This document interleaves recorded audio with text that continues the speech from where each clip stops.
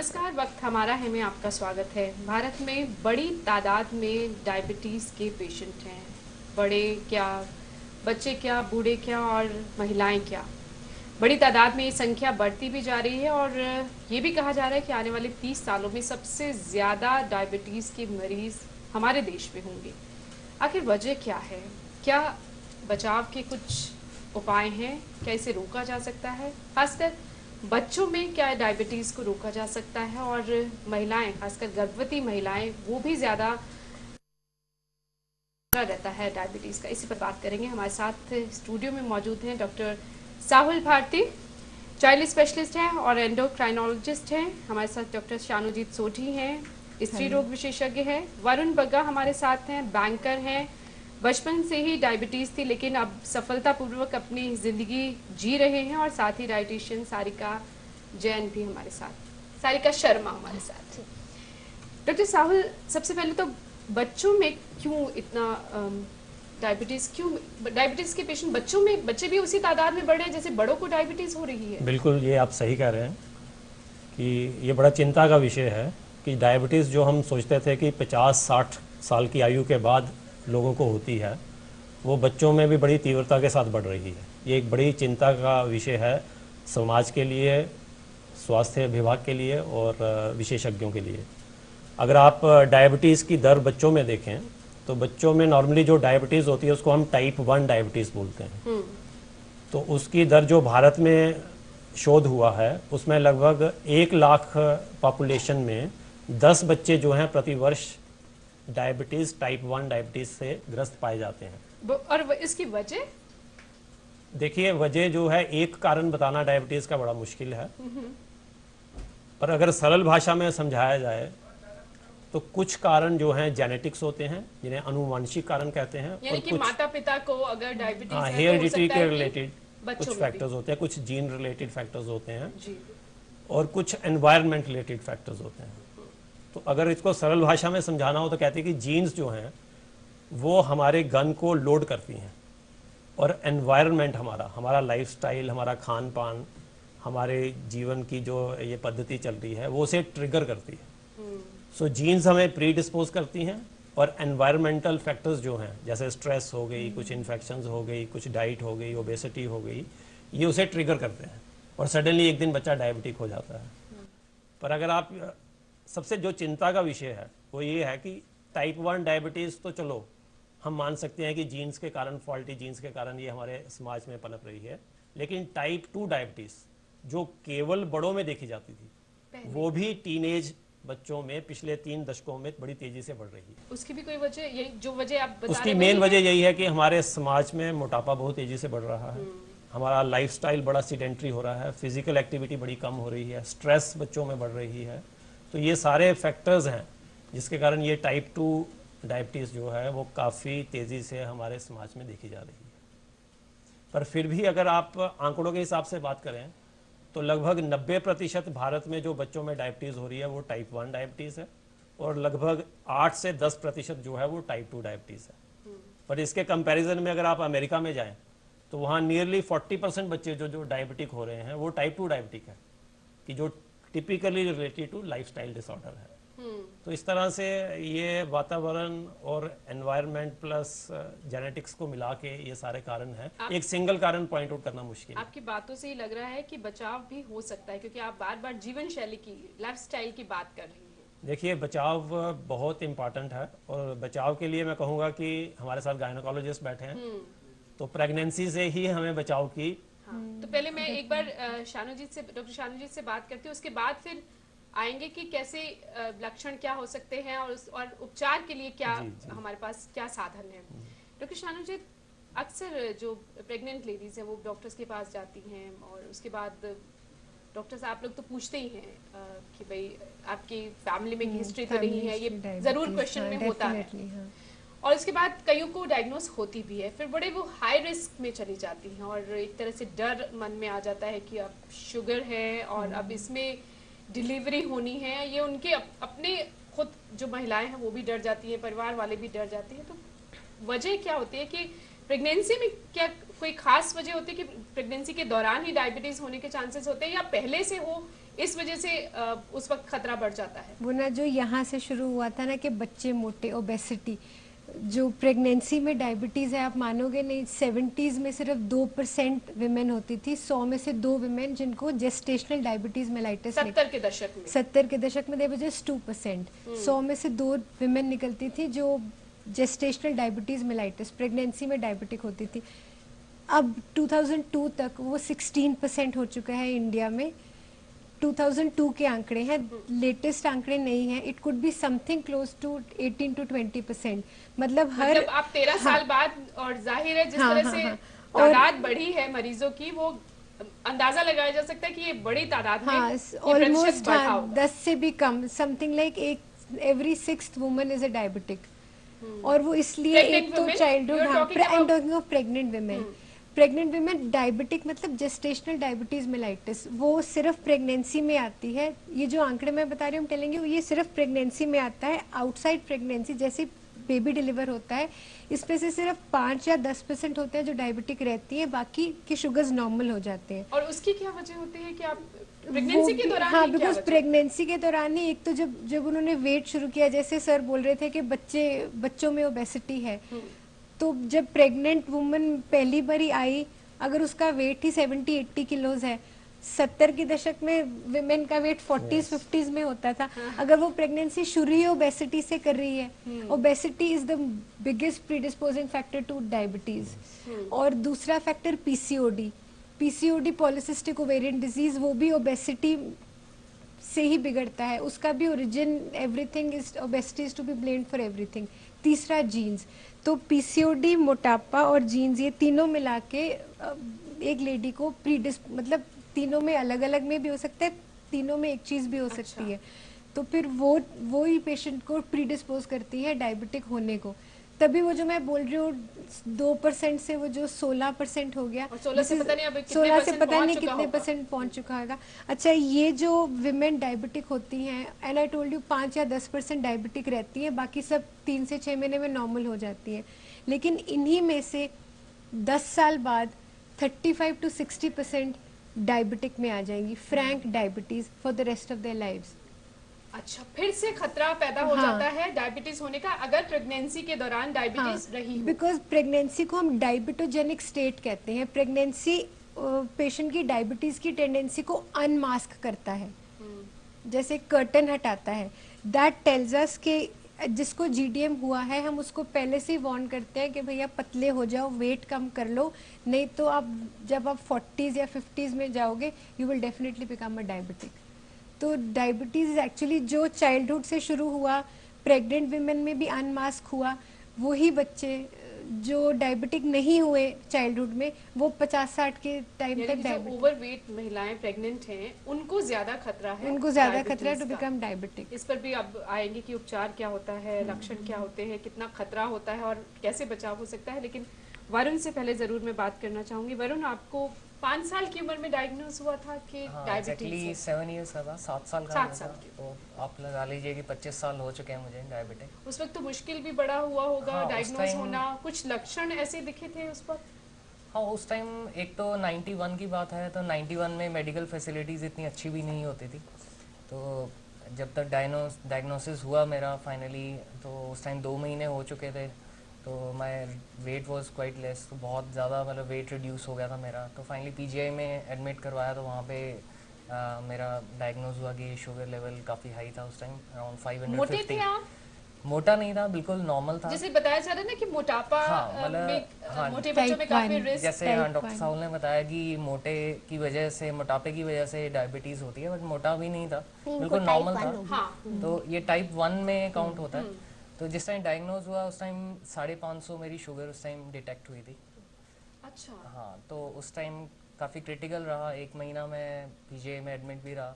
But later on PGI में ही मेरे को उन्होंने उपचार के टाइम ही सब ट्रेन कर दिया कि आपको इंसुलिन लेनी है। तो माइंड सेटअप हुआ। पेरेंट्स के लिए भी थोड़ा टफ रहता है कि एक बच्चा छोटा 7 साल का है, तो हैंडल करना कैसे होगा, स्कूल जाएगा अकेले। तो ये सब चीज़ें उस टाइम थोड़ी टफ थी। But overall over a period of time आप कह लीजिए कि सभी का माइंड सेटअप हो गया फैमिली में भी कि अब डायबिटीज़ है तो इंजेक्शन लगेंगे, ऐसा है। तो उस टाइम थोड़ा इंजेक्शंस में भी ऐसा होता है कि बहुत ही पुराने टाइप के इंजेक्शन आते थे जो ग्लास डर भी सिरिंज, लगता था उस हाँ वक्त तो उसमें injections सिरिंजेस आती थी ग्लास सिरिंज, उसको बॉयल करके आपको यूज़ करना पड़ता था। तो उसके बाद लेटर ऑन फिर 6-7 साल निकले, उसके बाद थोड़ा और डेवलपमेंट हुई इंडिया में भी, तो डिस्पोजेबल सिरिंजेस आनी शुरू हुई ताकि आप कहीं पे भी जाओ आप कैरी कर सको, क्योंकि हर जगह आप बॉयल नहीं कर सकते सिरिंज को।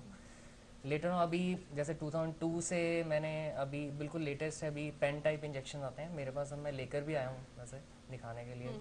तो इसको तो एक तो आप कहीं पे भी कैरी कर सकते हैं, इसको फ्रिज में रखने की ज़रूरत नहीं पड़ती आपको, और बहुत ही कन्वीनियंट है, नीडल बहुत छोटी है, बट सब कुछ है कि आपके आपने माइंड के accept ऊपर कर हाँ लिया एक्सेप्ट है उसको कि कि आपका मुझे इसके acceptance साथ ही जीना है बिल्कुल और जिंदगी की लड़ाई भी लड़नी है, Right, जिंदगी right. में सफल भी होना है, और आप आज हैं। हाँ जी। आपको एक एग्जाम्पल कहा जा सकता है, लेकिन अब मैं डॉक्टर साहुल के पास जरूर जाना चाहूंगी। डॉक्टर साहुल, ये टाइप 1 डायबिटीज है, ये जीन्स जेनेटिक? ये टाइप 1 और टाइप 2 डायबिटीज़ को मैं थोड़ा संक्षेप में बताना चाहूँगा।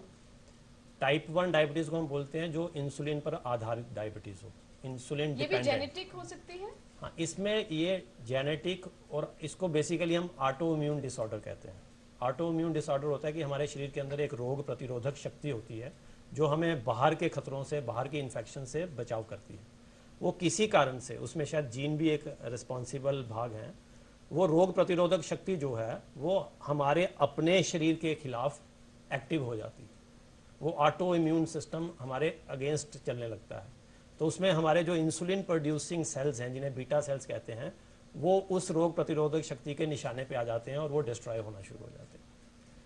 तो वरुण जी की स्टेट में जैसे ये 7 साल पे इनको डायबिटीज़ डायग्नोज हुई, तो हो सकता है कि 1 साल पे 2 साल पे इनके अंदर वो ऑटो एंटीबॉडीज़ बनना शुरू हो गई, जिसके कारण इनके बीटा सेल्स की डिस्ट्रक्शन धीरे धीरे चलने लगी। लेकिन जब तक हमारे पैनक्रियाज के अंदर जो बीटा सेल्स हैं वो 80% डिस्ट्रॉय नहीं हो जाते, तब तक हमें इसके लक्षण बाहर नहीं आते। अच्छा, पता ही नहीं चलता है हाँ, कि तो वो अंदर जो कुछ गड़बड़ चल रही है। हाँ, वो उसके लिए कुछ आजकल जैसे जैसे एडवांस्ड हुई है टेक्नोलॉजी, हम काफ़ी सारी एंटीबॉडीज़ हैं या रोग प्रतिरोधक शक्ति है जो इसके खिलाफ, बीटा सेल के खिलाफ होती है, उसकी जांच करके हम पकड़ सकते हैं। तो हम इस स्टेट को, जब हमारे अंदर रोग प्रतिरोधक शक्ति हमारा बीटा सेल्स को ख़राब कर रही है, इसको हम प्री डायबिटीज़ बोलते हैं। ये कई सालों तक रह सकती है। आजकल जो विदेशों में मेन खोज हो रही है वो ये कह रहे हैं कि प्री डायबिटिक स्टेज में हम क्या कर सकते हैं कि डायबिटिक को रोका जा सके। तो उसके लिए बड़ी सारी दवाइयाँ, बड़े सारे प्रिकॉशंस। तो उसमें एक बड़ा सिंपल सा प्रिकॉशन जो लोगों को, जनता के लिए बड़ा बताना आवश्यक होगा कि ये देखा गया है कि जो बच्चे माँ के दूध पे अच्छी तरह से पलते हैं, तो शायद हमारे साथ न्यूट्रिशनिस्ट बैठी हैं, वो ज़्यादा अच्छा बताएंगे, वो बच्चे थोड़े प्रोटेक्टिव रहते हैं डायबिटीज़ डेवलप होने में। जितनी जल्दी गाय का दूध शुरू किया जाता है उतनी जल्दी रिस्क डायबिटीज़ होने का बढ़ जाता है। तो ये ज़्यादा अच्छी तरह से उसके ऊपर जानकारी लोगों को। सारिका से एक बार डाइट पे बात कर लूं जी, जी, कि डायबिटीज हो ही ना, आप इस पर बात कर रहे हैं कि डायबिटीज हाँ, हो ही ना। प्री डायबिटिक में हम क्या प्रिकॉशन ले सकते हैं लाइफस्टाइल में या डाइट में, न्यूट्रिशन में? सारिका, इस पे पहले बात करेंगे, फिर बाद में जाएंगे कि बच्चों को अगर डायबिटीज हो तो उन्हें क्या खाना चाहिए, और जो गर्भवती महिलाएं हैं अगर उन्हें डायबिटीज बताया जाता है ड्यूरिंग प्रेगनेंसी तो उनके लिए क्या आहार होना चाहिए। लेकिन अभी जो जी डॉक्टर साहुल ने कहा, टाइप 1 डायबिटीज़ में जैसे डॉक्टर ने बताया कि it's an auto immune disorder, जिसमें कि आपके खुद के पैनक्रियाज के बीटा सेल्स अपना ही इम्यून सिस्टम डिस्ट्रॉय कर देता है। तो ऐसी डायबिटीज़ को आप मैनेज कर सकते हैं थ्रू डाइट एंड लाइफस्टाइल। लेकिन टाइप 2 डायबिटीज़ जैसे ही हमें पता लगता है कि अभी हम प्री डायबिटीज स्टेज में हैं, हम उसको कंट्रोल कर सकते हैं और रिवर्स कर सकते हैं।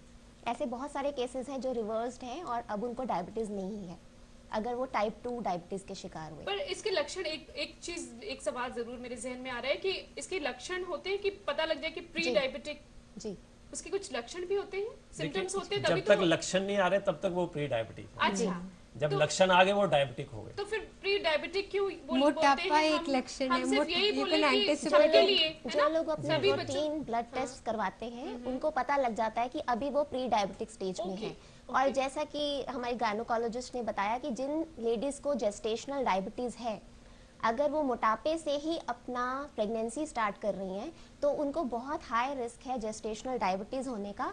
और ये एक विशियस सर्कल है कि अगर प्रेग्नेंट लेडी को जेस्टेशनल डायबिटीज है तो उसका जो बेबी है वो भी एट रिस्क होगा। जब वो पैदा होगा पहले तो वो ओवरवेट होगा और दूसरा उसको आगे लाइफ में जाके माँ और बच्चा दोनों को टाइप 2 डायबिटीज होने का पूरा खतरा बना रहता है।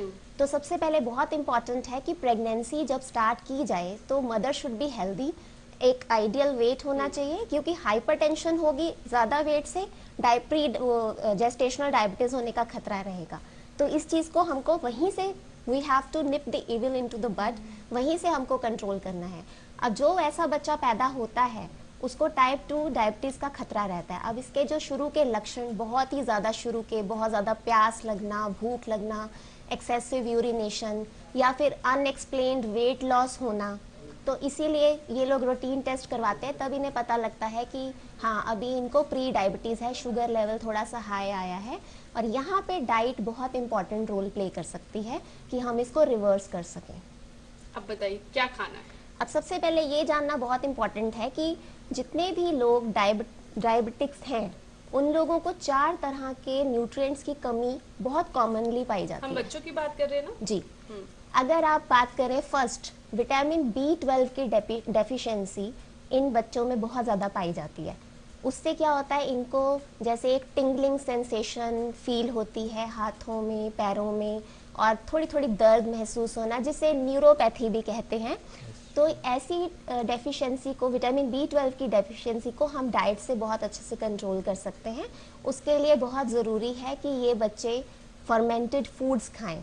और बहुत ही अच्छा टिप दूंगी मैं डायबिटिक्स के लिए कि अगर वो फर्मेंटेड फूड में दही चुन रहे हैं तो अपने घर में जैसे दही जमाते हैं तो उसमें मेथी दाना थोड़ा सा डाल दिया जाए। कड़वा नहीं लगेगा तो बच्चों को? हाँ, वही मैं बता रही हूँ, उसको पैलेटेबल कैसे बनाना है बच्चे के लिए, वो कड़वा ना लगे, उसके लिए दही जमाते वक्त मेथी दाना अगर आप डाल दें और जब वो दही जम जाता है तो उस मेथी दाने से एक बहुत ही सटल मीठा सा टेस्ट आता है। अच्छा, तो फिर ये खाया जाएगा फिर वो बहुत ही टेस्टी लगता है। Good idea. हाँ, और उसके उसमें रोस्टेड एक जीरा पाउडर डाल दें, वो भी बहुत अच्छा है डायबिटिक्स के लिए। अलसी भी आप सजेस्ट करती रही हैं? जी, ओमेगा 3 फैटी एसिड्स तो नॉर्मली सभी के लिए बहुत इम्पोर्टेंट है। अच्छा, और प्री डायबिटिक?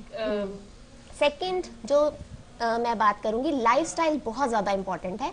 अच्छा, विटामिन डी डेफिशिएंसी बहुत ज़्यादा पाई जाती है। अगर आप विटामिन डी डेफिशिएंट हैं तो आपकी बॉडी जो है, मान लीजिए हड्डियों के लिए कैल्शियम की ज़रूरत हम बताते हैं, लेकिन कैल्शियम अपना काम नहीं करेगा अगर आपको विटामिन डी बॉडी में नहीं है, तो कैल्शियम अपना काम नहीं कर पाएगा। ज्यादातर लोगों को ये पता ही नहीं है कि आपको विटामिन डी के साथ, जी, कैल्शियम के साथ विटामिन डी चाहिए, है ना? तो बहुत ज़्यादा खतरा बढ़ जाता है इन्फेक्शन का। और डायबिटीज़ का नंबर 1 रीज़न जो मैं बोलूँगी, जितने भी लोग रिस्क पे हैं डायबिटीज़ के, वो अपने विटामिन डी डेफिशिएंसी को हमेशा चेक में रखें। उससे बहुत इन्फेक्शन का खतरा बढ़ता है, जॉइंट्स में पेन, मसल्स में पेन। विटामिन डी के लिए बिना सनस्क्रीन के 20 से 25 मिनट सनलाइट लेना बहुत ज़रूरी है। आजकल के मॉडर्न लाइफस्टाइल में हम लोग हमेशा सनस्क्रीन लगा के सन में निकल जाते हैं, और बहुत ज़रूरी है कि बेयर स्किन पे एक्सपोजर हो।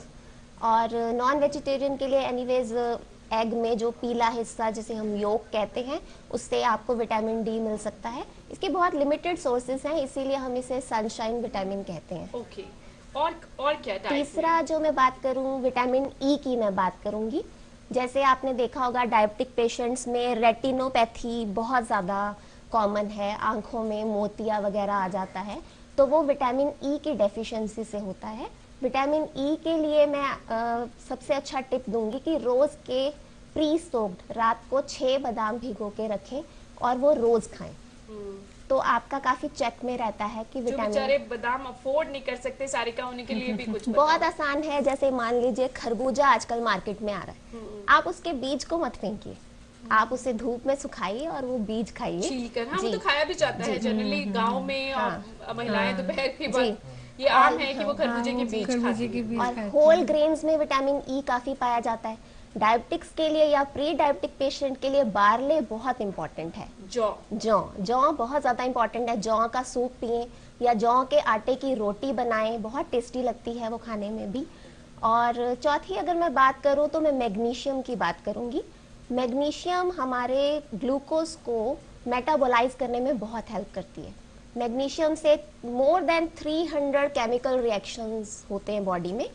तो मैग्नीशियम के लिए बहुत ही इजी है कि हर रोज धनिया की चटनी बना ली जाए। बहुत आसान है, धनिया तो हर जगह उपलब्ध है, कोई एफर्ट नहीं करना है इसके लिए। और साथ में कोकोआ पाउडर एक आता है अनस्वीटेंड, जिसमें चीनी ना हो, वो बहुत इंपॉर्टेंट है। जैसे हम लोग मैग्नीशियम के लिए डार्क चॉकलेट खाने की सलाह देते हैं, लेकिन लोग सोचते हैं कि चलो मार्केट से चॉकलेट खरीद के खा लो, वो तो उल्टा और ख़राब करेगी। तो इन चीज़ों का बहुत, एंड डायबिटिक्स या प्री डायबिटिक पेशेंट्स के लिए never wake up to tea and coffee.